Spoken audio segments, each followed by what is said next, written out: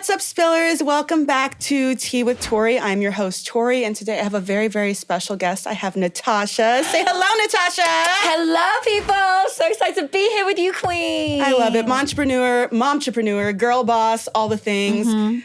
Let me know, Natasha, what would you call yourself?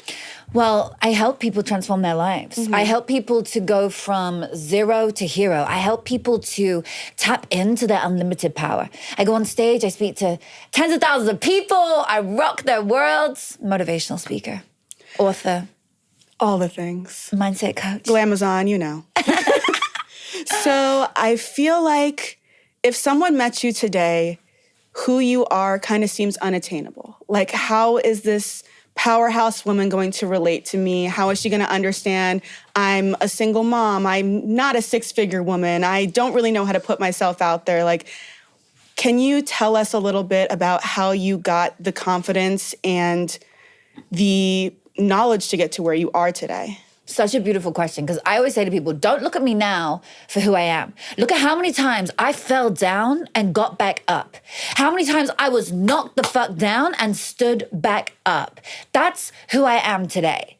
And that's where you should look at it from. Like, you can create anything you want. Just be the best at what you are. If you are a nail technician, be the #1 nail technician in your arena.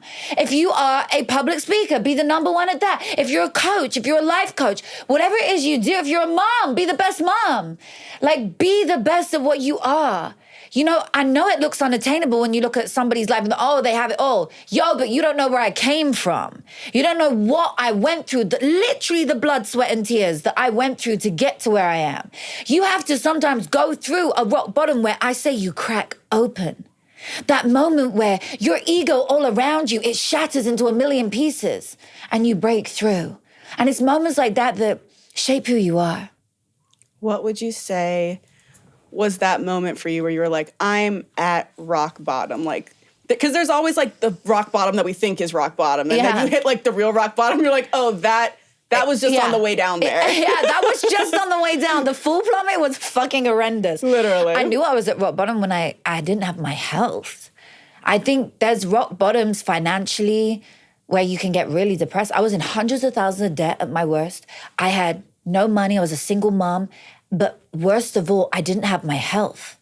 And I was stuck with my child in COVID, handling a million things. And I thought, how am I going to get through this? I moved back in with my mom right before COVID happened. And I needed her to help me. I couldn't raise my son on my own. In fact, I had so much PTSD, it took me 8 years to have another child. Like, I was in such a dark place. I remember not being able to get up one day thinking, oh my God, I'm in so much pain. I was on heart medication on top of the medication for the illness I was facing. I had an autoimmune disease. And autoimmune, as many people know, they can be so bad. Yeah. And that was my biggest low, when I looked in the mirror and I had lost who I was. That was hard. Yeah. So I feel like 22 million followers, that's not, of course, where you started. Take me back to the 2,000 follower Natasha. Oh, yeah. Doesn't really know what she wants to do, doesn't really know who she is. Is probably in her, early 20s, baby Natasha. If you could tell her something right now, what would you tell her? Wow, I would tell her to never quit. Just start today. That was the problem I had. I didn't start. I just kept procrastinating and getting so comfortable in the line of work I was in because it was making me so much money. And then I was like, no, shit, this is not it. Like, what have I got to do to get out of here? And that was when I realized I've got to change my life at a core level. And I wish that I could go back and tell her, just start. Just start today. Just get started. Doesn't matter whether you're ready or not, just get started. I feel like that's a problem that a lot of people face, is like the actual getting started, the analysis paralysis. Yes. And that's definitely, if you guys have watched my podcast, you know that this podcast started back in 2021. This is not something that is brand new, although it might be brand new to you if you're just discovering it now. But before I started it, I had like 6 months of analysis paralysis. And then even once I was in it, after season 3, I I got analysis paralysis again because I changed everything that I was doing in my life, and I didn't really know how to bridge the gap of who I was with who I was becoming. And the last thing I wanted to do was to get in front of people and talk about it. So wow. Start now is such an amazing thing to tell yourself. And I know you just kind of touched on it, but making a lot of money. What were you doing to be making a lot of money? At the time, I was a webcam girl. Like, I was making so much money back then. Not as much as I make now, but I was making so... And in your 20s, when you can buy a Range Rover, like, outright, when you can flex with a fucking penthouse, and you're making all this cash, and fast money, too. Fast money is addictive. It's on the day. I'm spunking money. I'm buying all my friends Louis Vuitton bags. I'm flying my family on vacations to Dubai. Like, it was wild. And I was living in London, and I was in a bad line of work, and it became addictive. And then the drugs, and then the webcam, and then what came first, the chicken or the egg? Literally. And it got worse because I was like fueling an addiction and then fueling this awful line of work. And, you know, I don't judge anyone now because now OnlyFans is there. Honey, I did OnlyFans before OnlyFans even was a thing. Literally. Like, I was one of the originators of that shit. And I am so proud of who I am today. And that is a part of my story. And I would never wipe it out because I can tell you now, if I wasn't that little, young, dumb Natasha, I would not be the Natasha that you see today. I had to be the young, dumb Natasha to be the older, wiser version of Natasha that I am today because I had to have that breakthrough and make it my breakthrough from a breakdown. I had to come through to who I am today. But I would never have come through if I was in a good place. Why would I change my life? Literally. You know, I had to get so bad. And illness hit me. And when illness hits you to say, honey, you're going in the wrong direction. Yeah. Whether it's physical, emotional, mental, or spiritual, pain hits you to say, you are going in the wrong direction. U-turn. So I took a U-turn. I love that. I just personally know, like, I was on OnlyFans for about 2 years, and that was probably the darkest point of my life. And Absolutely. It's crazy to say because when you look at someone that's doing this line of work, you're like, oh, their life's so amazing. Because again, the penthouses, the Louis bags, the Range Rovers, all the things that you're like, it's almost like you're buying all these things to like justify to yourself why you do it. And then the drugs come because you literally physically cannot be in your body and be able to do this. Like you literally have to escape. And I truly feel like drugs, alcohol, all of it separates your soul from your body. So you're able to kind of numb your spirit to be able to perform these things and do these things that you're like, these are so out of character for me, but it's attached to your entire income. Yeah. Then you kind of get stuck in the situation where it's like, I'm living in this penthouse, so I need to make this amount. I have my Range Rover car note, so I need to make this amount. Your life is set up to all of the money that you're making. So you're just kind of like on this merry-go-round that, okay, if I stop doing this, like, how am I going to afford my life? And I feel like it's very much like the same way that like your root chakra is the lowest chakra, sex work is very much like the lowest form of way you can make money, even though it's a lot of money. And I just remember being like, how else in my life would I be able to make this sum of money? Yeah. Mind you, you have like all these agencies and managers and stuff taking large percentages. You're really not even touching the full amount of money that you're making. And now I'm actually making more than I was making at that point. Right. So it's doing like something that has purpose and drive. I wish I could go back and speak to those girls, you know, and be like, who I work with and be like, get out of it. Because some of my girlfriends, they're still there. I can think of one right now. She's gone on, she's had kids, she got stuck and she's never left. And she's like, babe, I don't know anything else. She's been there for 12 years. And I'm like, but you do. Go create an online course about how to change your life, about how to get out the sex industry. You'd sell millions of downloads eventually. Literally. You'd sell thousands to start across a year and then it would evolve. Do your thing. But people don't see the light at the end of the tunnel. I almost feel like it's because we live in a society that so prioritizes women's appearance and the physical that you kind of feel like, especially as an attractive woman, like that is your core value to the world. Yeah. So to start to try to think about what other values you have, like you're like, well, I already have this one, so let me just like market this one.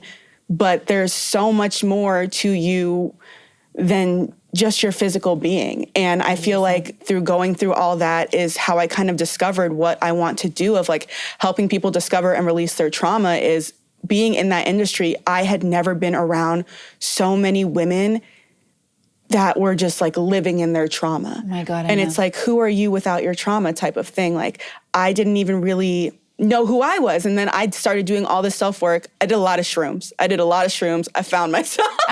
I lost myself to find myself. Yeah, exactly. Like, go where you gotta go to get where you gotta be. Like, do whatever you gotta do. I don't have any qualms with it. I've, since I stopped cocaine, I've never done anything because I need to go to the light naturally and have my own high from breath work rather than a drug. But go on, what happened then? Would you do ayahuasca? I would, but it doesn't call me. Okay. And it calls you, right? Have you done it? It was calling me before I gave birth and had a baby, and for some reason it's not calling me anymore. And I'm like, wow. Was that the situation? That's because you like, are which so one spiritual without it. And actually, when people do ayahuasca, when they do cocaine like I did and any other thing, they have a spiritual high where they are enlightened and they feel the light. But actually, if you're super open, you open your heart, you open your chakras, you learn to tap into your inner power, you will have an amazing experience and tap into that higher spirituality and have those same highs naturally. And by the way, you can get an even bigger high from breath work. That's actually really true. Like, you can go so high and then you're like, whoa, where am I? This is amazing. And it's not addictive and it doesn't hurt you. No, it's actually really good for you and helps your amazing. immune system, brings down your blood pressure, like does amazing things exponentially for your cells. You can anti-age from it. Like, breath work is so powerful. So, you are a mama of 2. Yes. You're little babies.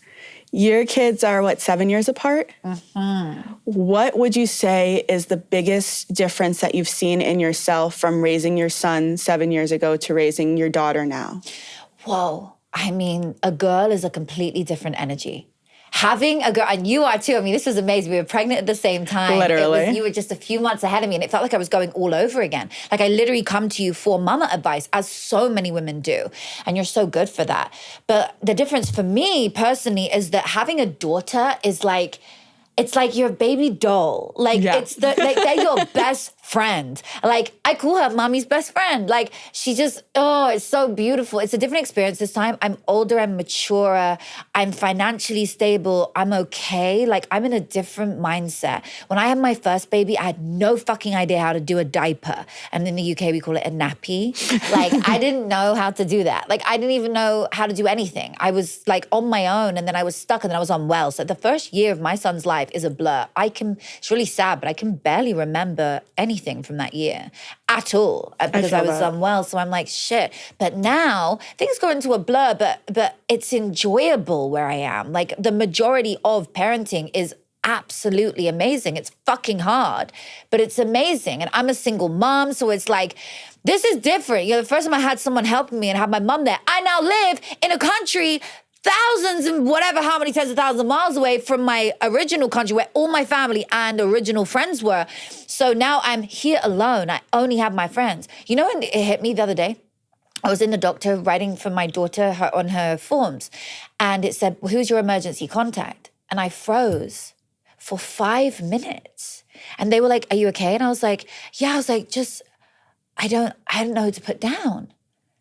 And that was a real moment for me. Literally the other day, I was like, whoa. And it was for me, right? It wasn't for my daughter's, like, for her dad. It was for me, who I would put down if something were to happen to me, if I was there, etc. Right?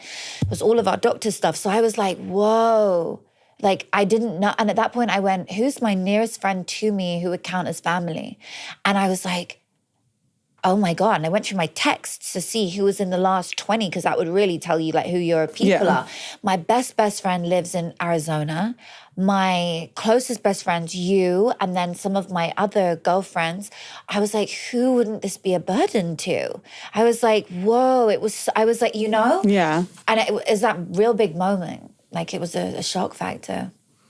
That's like one of the reasons that I'll literally get comments on TikTok like, oh my God, how are you doing all this stuff? Like, your body, how are you you're going to work and blah, blah, blah. Like, how are you doing this? And I'm just like, my village. Like, that's literally who she's with now. She's with my parents. Like, I love that. I don't even know how I would be lifing right now without the people that I have supporting me in my life. Like, that is such a huge thing. And I lived in Puerto Rico for a little bit, and that's like the closest I've ever been to experiencing like not having family around. Because even when I moved from New York to LA, I moved with my siblings. So I still had people close to me. My best friend moved out like 7 months later. Like, I've always been blessed to have an abundance of like family around me. So that is something that like I genuinely think about all the time, is like the women that don't have that support, the women that just in general don't have that support, but then you put in like motherhood.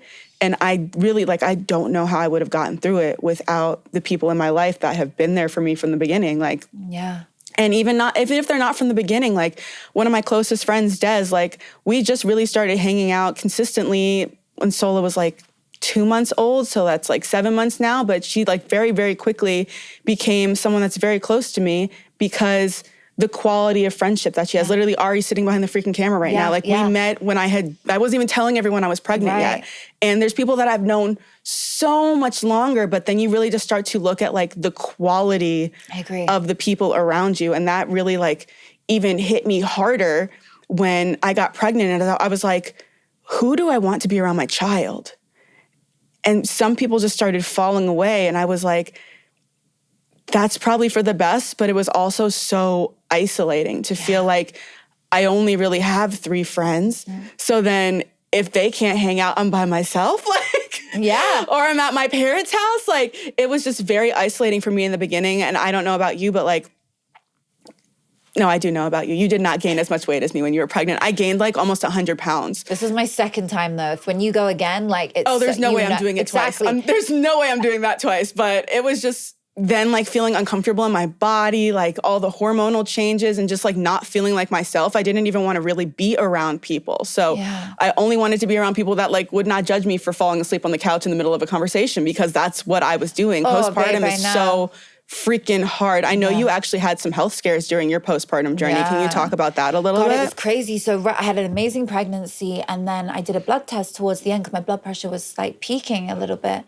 And then they suddenly called me. I remember this. I was 36 weeks, and they said, which means I was like 4 weeks off, 5 weeks off giving birth. And they were like, we need to get you in and get the baby out now. I was like, what? They were like, yep, over the next 3 days. You've got 3 days, choose the day. Right now. And I was like, why? They were like, you have severe preeclampsia. Oh, shit. I was like, what the fuck is that? And I was like, it will go, right? They were like, so when you have really high blood pressure, you start to produce protein in the blood and it can go into the baby, and the baby actually starts to shrink instead of grow. We need to get her out. I was like, what? I thought she was going to be like 7 pounds when she came out. They were like, yeah, it's heading that way, but we need to just get her out. Anyway, it freaked me out. I was terrified, and I was single at the time, and I was like, oh my God. So I'm not ready. I was like, I am not ready for this. So me and the baby daddy ended up getting back together literally in this whole like moment so we can do this together, because I was like, there's no way I can do this alone. And he was really supportive with the whole, like, the birth and after, to be honest. But it was so hard for me, like, emotionally, having no family there and having this health scare where I now couldn't give birth naturally I couldn't do it in the bath. I had to do it in hospital, so it couldn't be a water birth. So now, no matter what, you're being rushed in. But by the way, you're now going to be induced because you've got to give birth today. Literally. I was like, oh my God, well then I'm going to have a C-section because I don't want to be induced and go through the pain I went through the first time with the drip. I don't know what they call it, to like make the hormones speed up. Pitocin. To make the pitocin, to make the contractions speed up, which means you have to have the epidural. I was like, all of that does not work. So I'm going to have to do it anyway. Let me just have a C-section. I had my son naturally, but this freaked me out. So I was like, I'm going to try the other way. And I was too stressed. My blood pressure was too high. I could feel myself like have you ever had high blood pressure? Yeah. Okay, so you know the feeling. If you're able to read your body, you feel like literally your blood is boiling and your head feels like a little bit floaty. You just don't feel yourself. Yeah. It feels like hot. Okay, so I then went into hospital, and instead of being able to leave after even 2 days of the C-section, I had to stay in the high, what's the word? ICU? Nope. No. High, there's a word for it when like it's super, like for people who like, they need to be really watched all the time. High risk unit. I had to be in like the high risk for 5 days. Oh my God. Bear in mind, some of the women stay in for weeks with the baby upstairs. Bear in mind, she's still got her own thing going on because she was coming out 3 and a bit weeks early, as I was. But it was due to stress that I got it, because I had a lot of stress during my pregnancy due to a really bad time in my life, which was something I went through. And it was really tough. Like after I was like, shit. So I had to stay in hospital. I was on a drip. I had to have this thing called magnesium go through your body. And when you have magnesium, you can't leave the hospital bed for 24 hours. So I've got like 5 drips on me. I'm laying in the bed for 24 hours, can't get up. And then, some crazier shit happened, which I don't even want to go into right now, but I had a near-death experience and they called Tyler in the middle of the night. Like, it was crazy. It was, I honestly thought I was going to die after that. I was like, this is one of the hardest, and I can't even enjoy my baby. In fact, I didn't even hold her really in those first 5 days. I was so out of it. Terrifying, like, because I did so much research on like the hormonal transfer and like the spike in like your hormones that you need to physically hold that baby for like everything to start like setting in, your milk supply to start coming in. So that makes me so sad for you. No, it was so terrifying. But I now know how to protect myself from that again. Like my doctor said, if you have another baby, then we would protect you with and certain meds. We'd watch my blood pressure so much more. Absolutely anti-stress all the time, like anti-stress everything. I would do a lot of things differently. I wouldn't be in any kind of toxic relationships at the time. I wouldn't be in anything that was gonna really cause the spike in blood pressure. So that was it. I was literally in hospital with the baby up in ICU for the first bit. She then came down. She was in the unit with the other babies and they'd look after her and bring her in to me. And it was like, it was really fucking tough on like, as a woman, just being like, dang, this is like, it was so scary. Like being in a place where I really thought I could die because they were like, Natasha, we have to keep you here because the chance of stroke is way too high. Your blood pressure is so high. You're on drips to keep it down. And it's still peaking. But I had certain thoughts that were going on in my head. And this is when I really realized again, okay, universe, I get it. Something's not right in my life.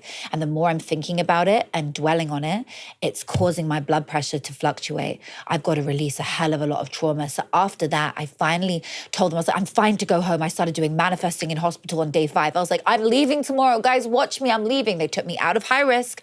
I was back into the normal unit. I was like, I'm going home tomorrow. I'm going home. And every day I was like, I'm going home. Finally, after a week, I was like, I'm getting out of here.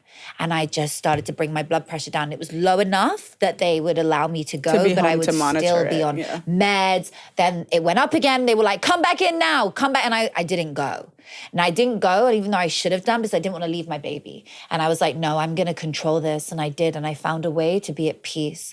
That was such a big scare. I spent 3 months, even to this day, 6 months on, healing. I go to my health clinic, my holistic health clinic out in Agora Hills. It's called the Beehive Clinic. They saved my life. I cannot tell you enough.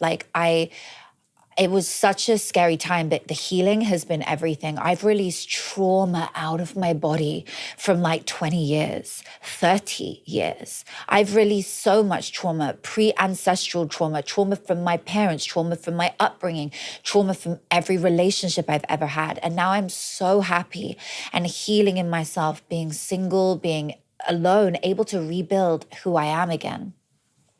I love that. I love that you're doing it holistically and that you're actually like getting to the root of your situation instead of just like, oh, I have high blood pressure, so I'm going to take this pill and like manage it. I took myself off them. I was on, and I do not advise that for anyone. I had doctors with me, all guiding me, and everything was done strategically, holistically, with PhDs and doctors and all kinds of other people guiding me on the process.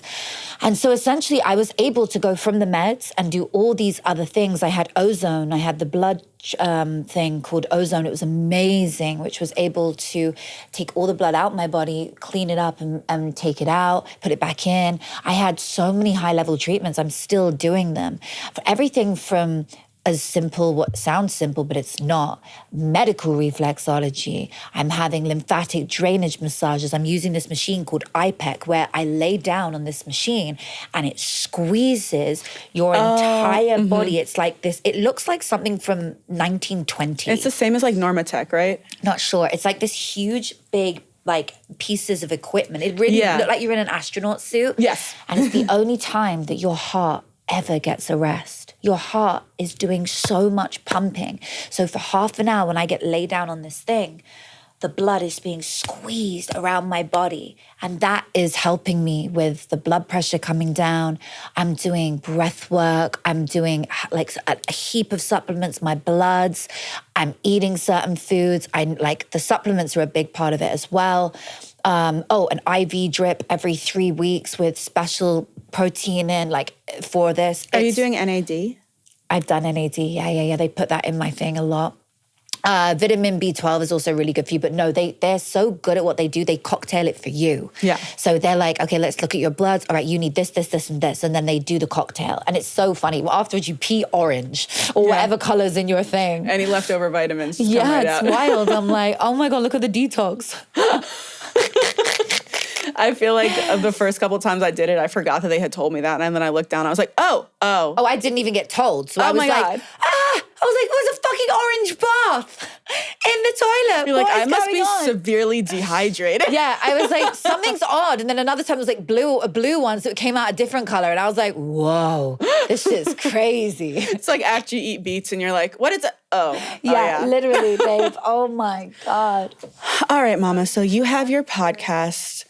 And I actually was just recently on it. I would love to hear how you got the idea to do a podcast, the idea to do a podcast on this topic, how you choose your guests, just like how you have created this powerhouse podcast that you now are the amazing host of. So I started this out of COVID. I was on Clubhouse to start. So my podcast began. Do you remember that app? Mm-hmm. That's how I blew up. Like I was on there and I had this room called The Law of Attraction Secrets, the same name as my podcast, The Law of Attraction Secrets, every Sunday. And I would host across 4 hours, 25,000 people on average would come through, sometimes more, sometimes a little bit less. And it was known. And what I would do is I would bring in guests. And so this is how my whole life started in terms of being where I am. I would bring in Damon John. And Damon John's the one who actually introduced me to Clubhouse. Okay. So he's the one who, it says like your introducer. Mm-hmm. Every person gets 3 tickets to invite someone to the app. So Damon chose me as one of his and whoever else for the other 2. And that was how I ended up on the app. So because I knew him, people were like, whoa, how come you're like a protege of Damon John? So already they were like, how do you know him? And I was like, well, that's because we've just done my show together. And so I had a Zoom show at the time that was just basically me and them shooting the shit back and forwards, just like talking, and I put it on my social media. But I wasn't known at this point as a thought leader. I wasn't known as Natasha Graziano, the motivational speaker. But now Clubhouse started and my room started to blow up. And all I would do is give motivational speeches, and preach into people's lives. From there, it built from being me with them. And then I'd have guests in every week. The guests got bigger and bigger and bigger and bigger until I was like, yo, we're not even recording this. Like this needs to be on an app somewhere, or it needs to be like off the app. And this is right before COVID opened up the world. So I was like, how am I going to do this? What am I going to do? So I decided I was going to start a real show, take it from a Zoom show and put it as a podcast. At the time, it wasn't an oversaturated market. So I was like, I'm going to do this and I'm going to be one of the first females in this arena and I'm going to have all these guests that I've had on here on there. So I took all of them one by one. We started doing it on Zoom remotely for when we were in COVID. And then the show started to get eyeballs. I started to bring people over from Clubhouse. And then the day COVID opened up, I was like, am I going to carry on Clubhouse? Am I going to do this in person? No, I'm going live. So I went and found my first stage that I would go speak on. I found that first stage, which was in Vegas. It was a massive audience, 5,000 people. My first ever stage in America. Literally, COVID opened up. I got on a plane. The next day, we were allowed to fly. And I flew to Vegas, went on stage, and from there, the rest is history. From there, I went on to speak to 10,000 people, 25,000 people I've headlined to, speak all over the world. But what happened was, in the midst of it, I would be around these amazing people on stage. So I would just interview them. I would come off stage and I would sit like this and I would have my stuff with me, my equipment and my producer, and we would fly together and I would film them and we go and sit in their hotel room or my hotel room and we would film and get amazing content. From there, the show started to get really known because I'd had quite a few cool names on. And from that, it started to build and build and build. The podcast went from being Clubhouse, my Clubhouse room, to my podcast room. It's still to this day the same name, Law of Attraction Secrets. It's now number 5 in the US on the education charts on iTunes. It's killing it because I put so much into it. Like every week we release an episode, and I've had, the blessing of have so many of my students on there, my big clients, my friends from will.i.am to Steve Aoki to Ryan Garcia to, of course, Grant Cardone, Damon John, Nick Cannon, Mary Bonnet. I mean, my God, the names there's so many. I don't even know where to start. NBA players, NFL players. Like, I don't even know. There's so many amazing, amazing people who've been on. Teddy Swims. Like, it just, the list is massive, right? And when you grow like that, and then what happens is I end up coaching them. So a lot of them end up being my VIP students. So then I do a lot of mindset work with them. I work with them on like building their name online, blowing their name up and all of that stuff. And it's so cool. So that's really how it grew. But, it just helps people with their mindset. The show is all about mindset. Like, what did you go through to get to where you are? What are your 3 top tips for being a millionaire today or a billionaire? I love that because I feel like that's kind of in the same way, like why I started my podcast is I only interview women. That is the only demographic that I'm interested in. My podcast is for women, by women. Wow. That is it. And I just created a podcast. I was like, I feel like women get so pigeonholed in life. Yes. Like, it's like, oh, you're this or you're that. And like, that's what you're supposed to be for the rest of your life. And you're not allowed to grow. And if you do anything that steps outside of that little box that society puts you in, like you're automatically like demonized or victimized or something. Yeah. So I was like, I want to create a podcast that will inspire the next generation of women to believe and truly see that like you can do and be anything you want, no matter where you're starting from or where your goal is to be. If you set your mind to it, you can be it. And I also wanted to be this person that just like, I feel like I'm always the person at the party that I wind up like in the corner having a deep conversation with somebody. I don't know if that's because my chart is super Scorpio heavy. I don't know, but I'm like, I feel like I'm always like in a podcast with someone. Like I'm always like, what's the tea, bro? Like I'm trying to have a conversation. Like I can't do the topical, like what's the weather? Like what diet fat are you like that whole topical conversation. Bullshit, I've never been able to do it. Like I've never been able to do the superficial. So I wanted to create a space where I could just literally sit down and talk to women about like what they've been through to get to the point that they're at. Because you see people, I've had people on my podcast that are like, I have no idea what the fuck I'm doing with my life. And that's just like where I'm at right now. I've had people like, oh my God, like I used to be blah, blah, blah, blah, blah, and look at me now. I've had people like, I'm here in this space and I don't know how to get to where I want to go. I wanted to show all different women going through life so that another woman can watch an episode. And even if I just change the life of like one woman, like that's enough for me. If I had one person that watches my podcast every single week and that's what I do it for, like that's enough for me. Of course, obviously, like the more people I can help, the more people I can help. But I really just like locked in on my target audience of like, I want to focus on women. Yes. Because I feel like a lot of times, even if the topic is women, it's still controlled by men. It's still a man interviewing a woman, asking the types of questions that men want to ask. And I'm like, the most genuine place that I have ever been in my life, and you're probably going to laugh about this, but then understand completely, is a woman's bathroom. Babe, you're so right. It's my favorite place because there's no competition, there's no men, there's no nothing. It's like, do you have a tampon? Do you have lip gloss? Like, girl, I love your outfit. You can go into the women's restroom feeling complete shit and leave feeling like a fucking glamazon. That's also where all secrets are revealed. I got to tell you something after the show. That's so funny, but literally every time I'm in a bathroom, someone will come up to me and if like this is in today's world and be like, oh my God, I love your work. But wait, let's go further. They will also come up to me and be like, oh, by the way, this about your man. What? In the bathroom. It's always in the girls' bathroom. Bro, the girls' bathroom is the place that it is at. And I just wanted my podcast to feel like the women's bathroom.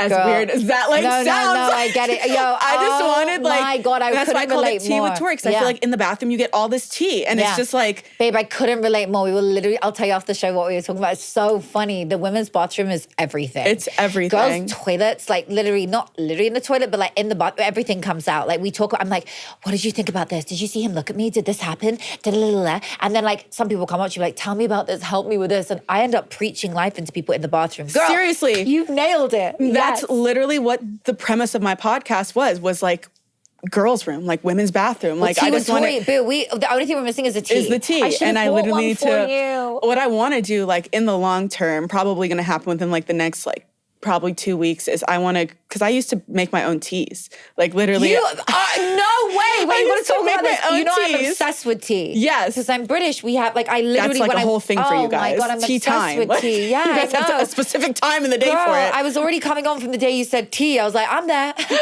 So I want to create like a tea with Tori tea. And that's what we drink and like have little mugs that say tea with Tori. I haven't gotten there yet because I am a scatterbrain, ADHD, Sagittarius, but that is the goal. That is the ultimate.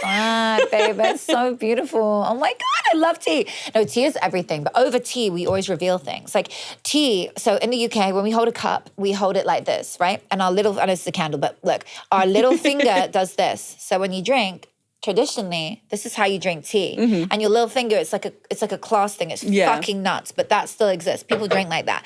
I used to think it was like gold member from fucking Austin Powers, literally. But it's not. It's actually like a tea thing. When you drink tea, your little finger goes up.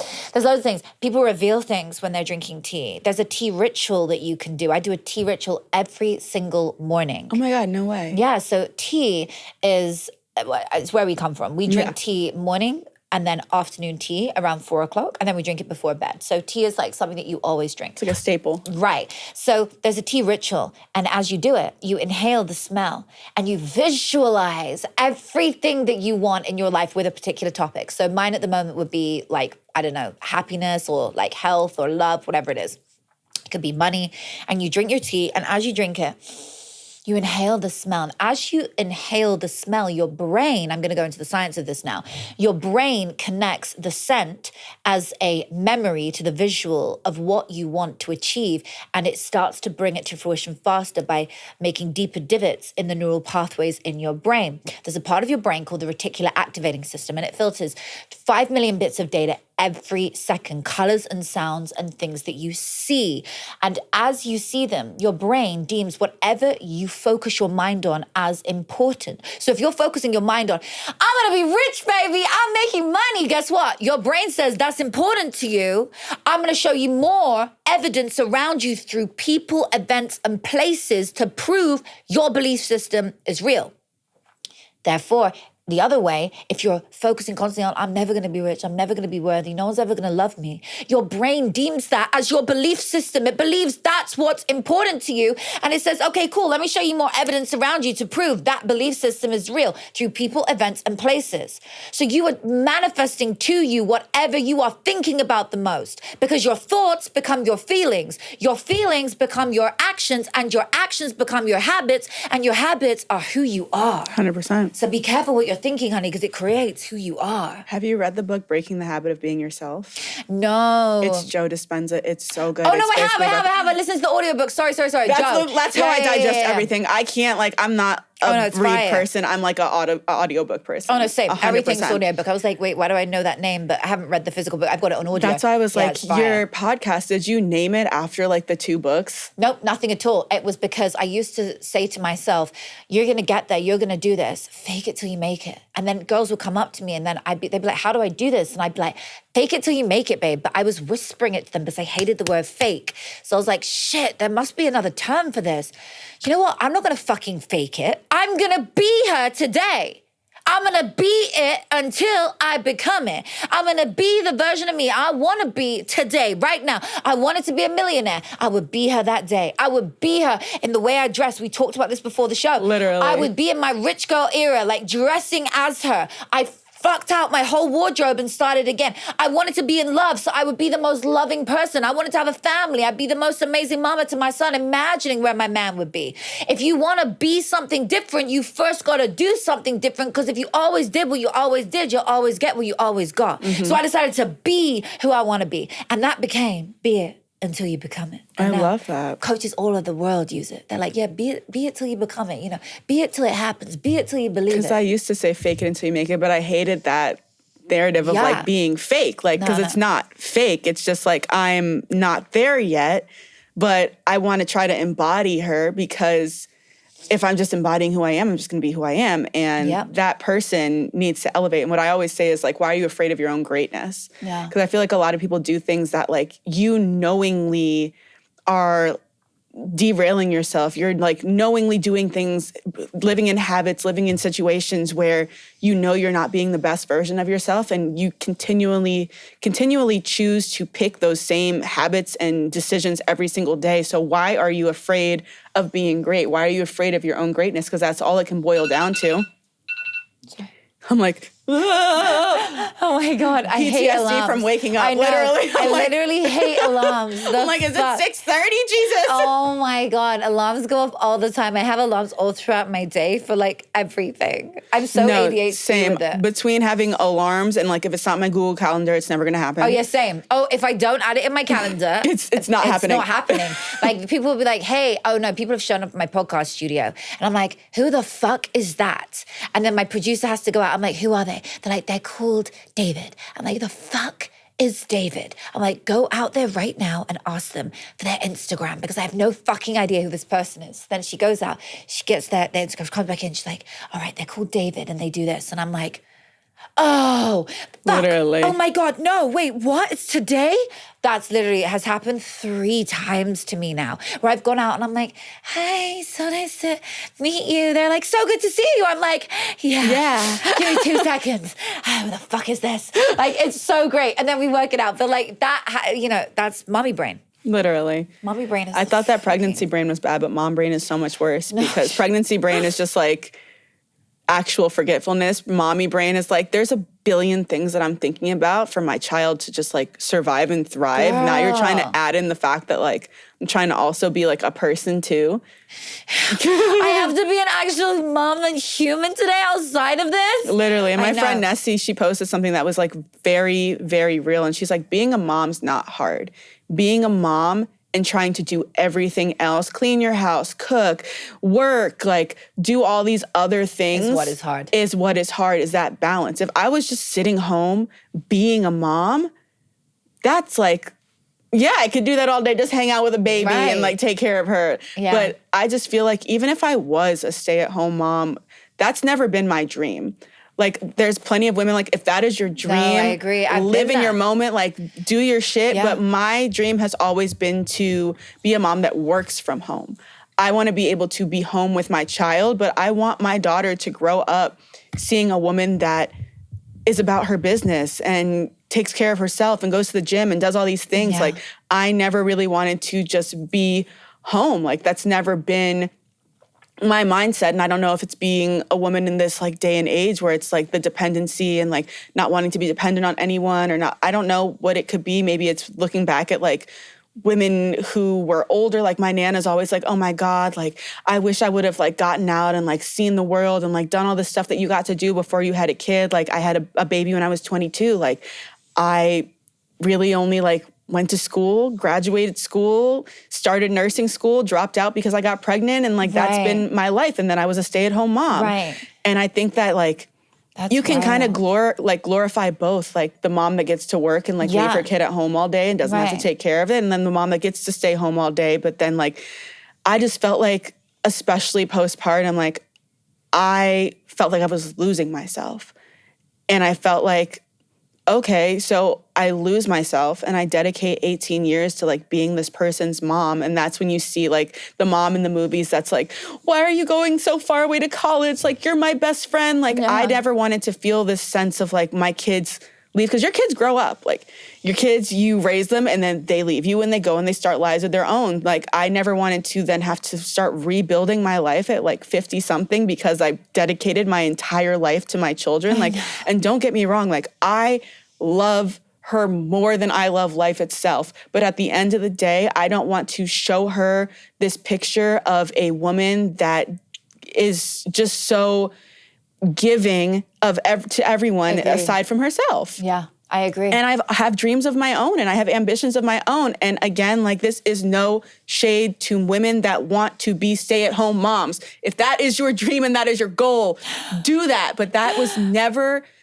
the entirety of my dream. I always wanted to be a business owner. I always wanted to be this like boss woman, and being a mom falls into that. Yeah, it does. And I want to be a momtrepreneur. I don't want to just be a mom or an entrepreneur. I always wanted that because I've always wanted a family too. Like, it was never like a one or the other. No, like, completely. oh, I had this kid and like I had all these dreams. I just wanted to be like a working woman, like, or I just wanted to be home. Like, I've always had the idea of like of the balancing act. It's about balance, but it's also about being an inspiration to your children. Like, when my son is like, he comes to see me, he's like, oh, that's what you do, mama. I'm like, yeah, my whole goal was to be a role model for you, to be a role model for someone in the world, to show them you can be a mom and build a business. You can be a mom and be a millionaire. You can be a mom and a bad bitch. Like, literally, I am all those things, as are you, in this lifetime. And you don't just go mom and then hang up all your sexy shit. What the fuck is that? I'm a mom. I nicknamed myself baby mama online. I've had 2 baby daddies and I'll probably have a 3rd. Who knows, I might even have a fucking 4th. I don't give a fuck. I own who I am. Literally. And I love who I am. And I'm unapologetic. That's what men fucking love. That's what women fucking love. When you're not fake, when you're real and speak about your truths. And I love that. Like, I literally put up picture of me with my baby and I'm like, baby mama. Like, and then someone will message me like, you want to be mine? Like, you want to have another baby? I get more messages about, I want to have a baby with you when I put up shit like that than anything. It's wild. From That's the insane. craziest people. People that play ball, people that play the other kind of ball, people that fuck it out. People that be throwing plastic balls. People that sing on microphones. Like, oh, fucking hell. It's crazy. I'm like, you are slipping in my DMs about having a baby. I'm like, I am not rushing into that. But I'm dead. But you can be a bad bitch and be all you want. I'm empowered as fuck. I wake up every day and I'm like, I'm going to be the most amazing mama. It's quality time, not quantity. When I'm with my babies, I'm with my babies and I love them. And in a minute, I'm about to go back to them. I'm going to go and be with them. And I'm going to hug them. I'm going to love them. And we're going to do dinner. And we're going to roll about in my bed together and do the cutest things. And then after that, I'm going to do some more work in the evening or have downtime. Like, it's okay. Yeah. It's okay to go out and do your work. The mama guilt is real. It's so real and it's so intense. So intense. Like, how I navigate mama guilt is through understanding I'm doing this for you. Yeah. I'm doing this to be a role model in the world. And if I don't do this, I'm out of alignment with my purpose and I will not be in a good way for you. Yeah. I have to be in my purpose. I feel alive when I'm with you in your podcast, on my podcast, doing all the things. I feel amazing when I do this stuff. But I would not feel my best if I was waking up every day and just attending to that. Just for me, that wouldn't feel right. But for somebody else, they worked in corporate banking for fucking 10 years, 20 years, then they go and have a baby and that is their world. God bless you. That's your calling.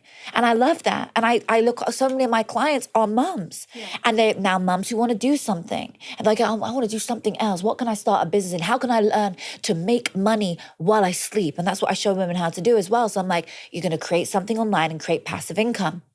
But the point is, the guilt will kick in. You just got to tell it it's okay and let it go. It's okay. We all feel it. But you know what? Me missing 4 hours of your day or 8 hours of your day or maybe even two days because I have to travel, that's not going to make the blindest bit of difference in your life. No. That is because I'm going to go out there and show you what an amazing mama you have. Literally. So I'd like to wrap it up with, do you have anything coming up for you that you would like to promote? Do you have a new book you're writing? Do we have something crazy coming up? Do we have a reality show coming up? I don't know. Natasha's always doing something crazy. Is there anything that you would like to tell the Spillers that you have coming up for you? I love Spillers, by the way. Before I tell you about that, where's Spillers from? That's what I just started calling like the people that listen to my podcast because it's like you spill the tea, so they're spillers. I love it. I call the girl. That's so cool. I call mine scripters because they're all scripting their dream life. Yeah, my next book will be on scripting, which I did my TED talk on. My next book we're working on right now. It's so exciting.